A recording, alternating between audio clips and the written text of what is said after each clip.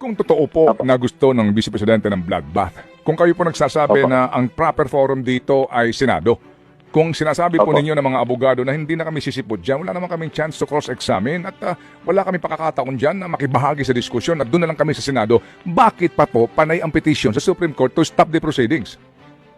Kasi Manong Ted, nakita naman natin talaga bilang mga abogado, we have to protect the rights of our client. At pag nakita natin na may mga labag sa aming pananaw, sa aming pananaw, we have to remember, we're advocates. Sa aming pananaw, may paglabag sa konstitusyon, they are already exceeding, whatever jurisdiction is vested upon them sa konstitusyon, trabaho rin naman po namin na tumulog sa Supreme Court. Hindi lang para sa Vice President, of course, but for all impeachable officers in the future, kung pwede ba itong ginagawa nila. Ngayon, as I said, hindi naman din natin alam kung ano magiging desisyon ng Supreme Court. So, kung yan man ay maging pabor sa atin o hindi maging pabor sa atin, respetuhin po natin yan. At kung, of course, I don't want to speculate, pero kung yung cameraman ay magdesisyon na iakyat yan sa Senado for trial, we're also ready for that eventuality po. But sa amin, we are not trying to suppress anything. Pero I think kailangan din namin bilang abogado na protektahan talaga yung rights ng aming kliyente, lalong-lalo na pag nakikita namin na may infirmities dito sa ginagawa nila. Kasi, for example, Manong Ted, ang pinag-uusapan lang dapat natin, hindi pa pag-impeachable offense, ay yung years kung saan ina-occupy ng impeachable officer yung opisina, which is 2022 to 2025.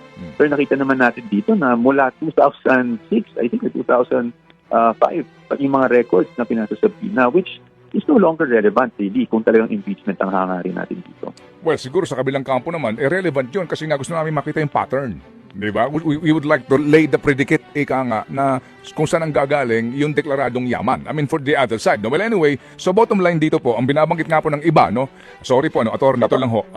Okay lang po. Ang sinasabi nila, kasi iba ang sinasabi ni VP Sara sa ginagawa niya at ang kanyang mga abogado. Panay gusto ninyo ng hearing, gusto niyo ng trial, pero kinokontra nyo naman. Yun lang po yun, basically po, at yan nga po yung tugon dyan. So sa lahat ng ito na nakikinig sa atin, sige po, ano po ang inyong mensahe so far this morning po, doon nga sa argumento na kung gusto nyo talagang magkaalaman, wala kayong kumbaga kinatatakutan dito, buo ang inyong loob na walang ginawang kamalian ng Vice Presidente once and for all, wag na kayong kumontra, let the trial begin forthwith.